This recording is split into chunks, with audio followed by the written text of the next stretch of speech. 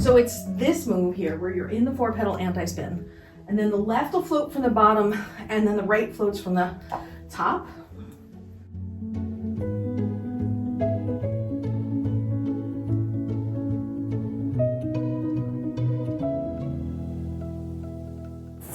The right hand is doing the 4-petal anti-spin, and then at the top floats down, floats up, and then you pull it back to the top, or you pull it back from the top to the back position of the 4-petal flower. So float, float, back pedal. Float down in the back, float up in the front, and then back pedal. Float down in the back, float up in the front, back pedal. Float down in the back, float up in the front, back pedal the 4-petal. Down, up, back, and down, up, back, and down, up, back, and down, up, back. Yes, you can watch it and control it more, but then you have to remember, you have to learn how to be looking forward while you're doing it. Remember when you pull out of the float up, so you float down, float up, remember to pull all the way back, because you are going into a full pedal, like a 4-petal, and you don't want to be all like in this wimpy 4-petal, right? We want to keep it big even if we're adding the float. Yes, make sure you do your Poilates to twist your right hip back to get your right arm to the back position, rather than like some just, I don't know, more conservative one, shall we say. Be bombastic with your flower, is what I mean. Accidentally, you come down, and then you come up in front like that, where the arm floats forward, or sometimes accidentally going back to there and then coming up. So you're coming up and then you end up in the right place, but you actually went down back here.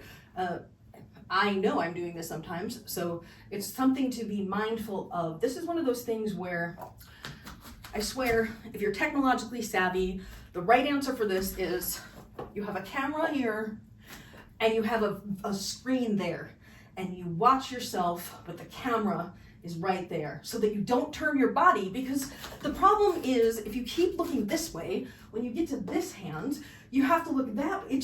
I don't find that it balances out. So if you have the technology to have a camera, even if it's not recording, just playing back, and you have a screen right there, I think that would be really useful. I think, if you're just talking about basic figure eights, the amount of time that we need to learn it it's just not as long as a complex pattern like this.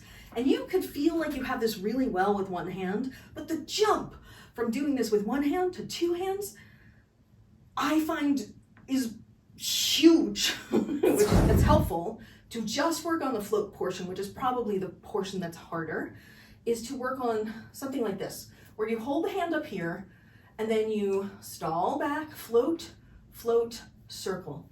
Stall back, float, float, circle. Go flat, down, up, circle.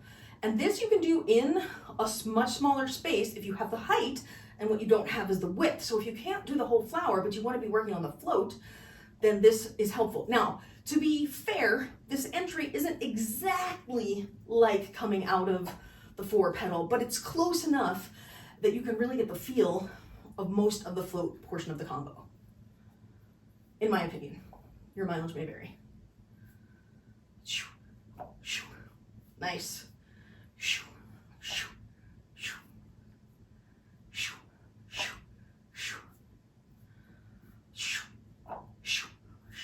Circle, go up in the back, pendulum to the front, and then you come back down.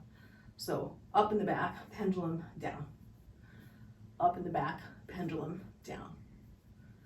Up in the back, pendulum down. Up in the back, pendulum down. I'm fired.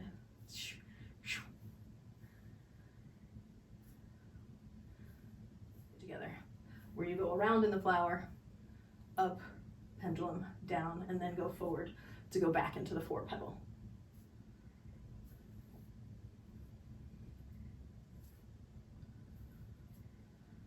Yes, up in the back, down in the front, and then go forward in the 4 pedal. So up in the back, down in the front, then forward, up, back, down.